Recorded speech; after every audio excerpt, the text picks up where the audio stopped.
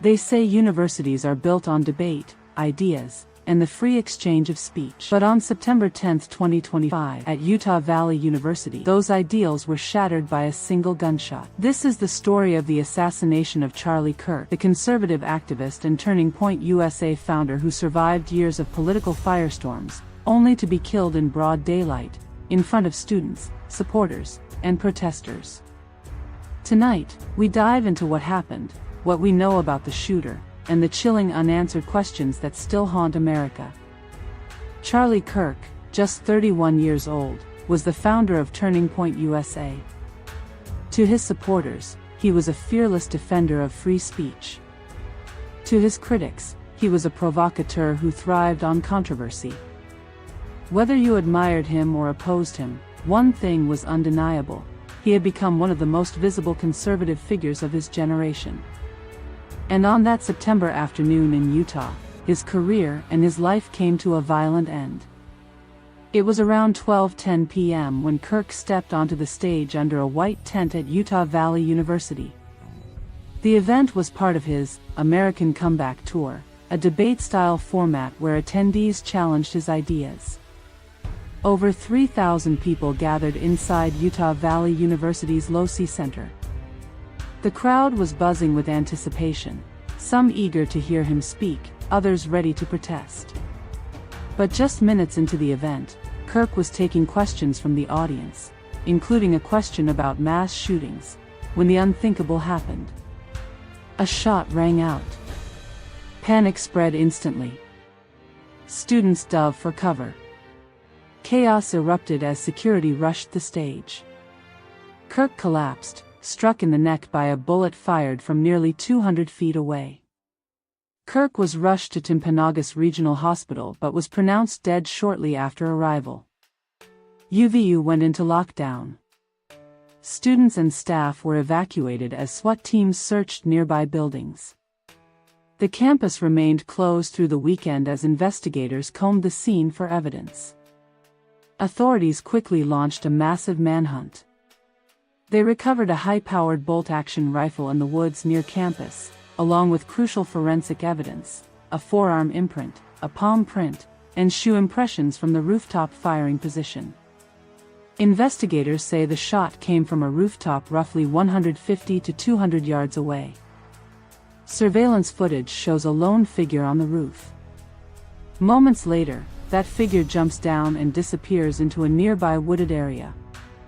The FBI says more than 7,000 tips poured in from the public. Security footage and witness reports helped narrow the search for a suspect.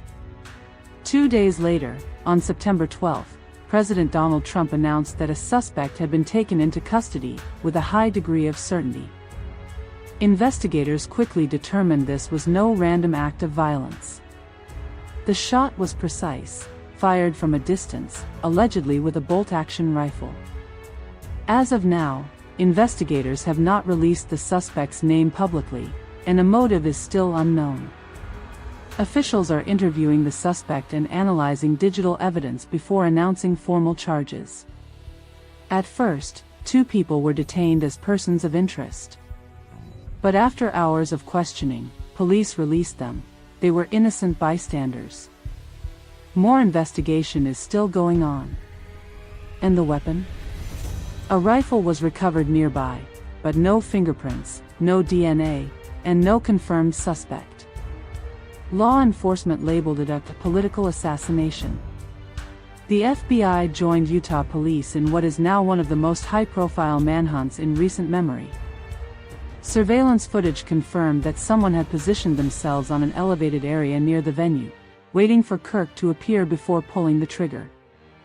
Later, the FBI released a picture of the person of interest.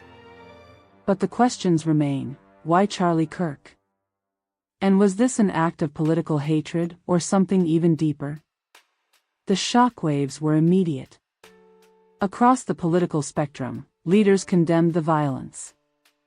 Vigils were held at campuses and on Capitol Hill. Supporters of Kirk described him as a warrior for free speech who had been silenced. But online, the reaction was more divided, and more disturbing. While many mourned, Some extremists openly celebrated his death, calling the shooter a hero. For investigators, this highlighted an even darker reality. America's political divide had grown so toxic that even murder was being cheered in certain corners of the internet. Behind the headlines, a young family was left shattered. Charlie Kirk leaves behind his wife, Erica, and their 2 children, a daughter just 3 years old, and a baby son barely 1. A family that will grow up without a father because of a single violent act. The assassination has already changed the national landscape. Universities are tightening event security. Politicians now campaign under heavier protection.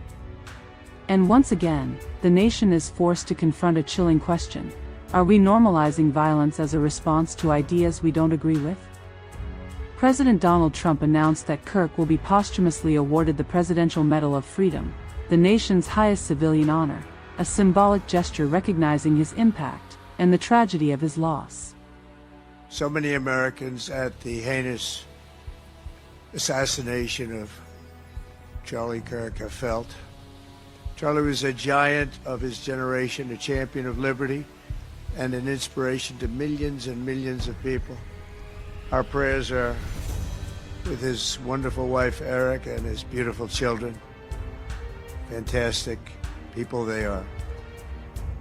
We miss him greatly, yet I have no doubt that Charlie's voice and the courage he put into the hearts of countless people, especially young people, will live on.